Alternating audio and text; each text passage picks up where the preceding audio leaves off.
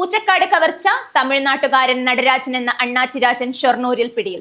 പൂച്ചക്കാട്ടെ പ്രവാസി വ്യാപാരി അബ്ദുൾ മജീദിന്റെ പൂട്ടിയിട്ട വീട് കുത്തിത്തുറന്ന് അരക്കോടിയിലേറെ രൂപയുടെ സ്വർണവും പണവും കവർന്ന കേസിലാണ് അണ്ണാച്ചിരാജൻ പിടിയിലായത്.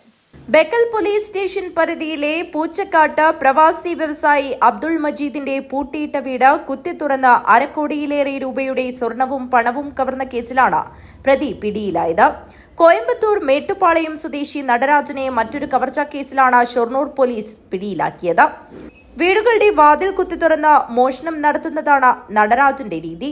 കഴിഞ്ഞ ഏപ്രിൽ 16-ന് ഷൊർണൂർ ഗുരുവായൂരപ്പൻ നഗറിലെ വീടിന്റെ പൂട്ട് തകർത്ത് അലമാരയിൽ സൂക്ഷിച്ചിരുന്ന പണവും വീട്ടുമുറ്റത്ത് നിർത്തിയിട്ടിരുന്ന സ്കൂട്ടറും മോഷ്ടിച്ച കേസിലാണ് നടരാജ് പിടിയിലായത്.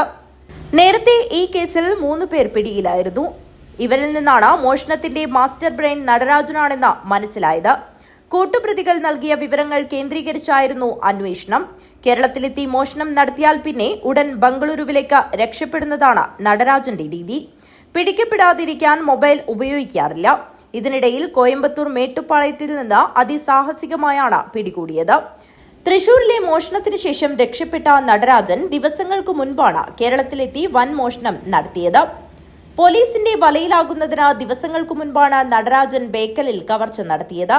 വാതിൽ കുത്തി തുറന്ന പ്രതി 45 പവൻ സ്വർണവും 35,000 രൂപയുമാണ് കവർച്ച നടത്തിയത്. 2 കിടപ്പുമുറികളിലെ അലമാരകളിൽ സൂക്ഷിച്ചിരുന്ന പണവും സ്വർണവുമാണ് നഷ്ടമായത്. ഇയാൾക്കെതിരെ പാലക്കാട്, കണ്ണൂർ, കാസർഗോഡ്, കോഴിക്കോട്, വയനാട്, തൃശൂർ എന്നീ ജില്ലകളിലും കർണാടക, തമിഴ്നാട് എന്നീ സംസ്ഥാനങ്ങളിലുമായി 30-ലധികം കേസുകൾ നിലവിലുണ്ട്.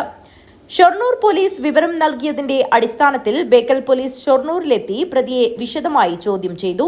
പൂട്ടിയിട്ട വീടിന്റെ മുൻവാതിൽ പിക്കാസ് ഉപയോഗിച്ച് കുത്തിപ്പൊളിച്ചാണ് കവർച്ച നടത്തിയതെന്ന് പ്രതി സമ്മതിച്ചിട്ടുണ്ട്. ജില്ലാ പോലീസ് മേധാവിയുടെ മേൽനോട്ടത്തിൽ പ്രത്യേക സ്ക്വാഡാണ് കേസ് അന്വേഷിക്കുന്നത്. News bureau, Kanhangad.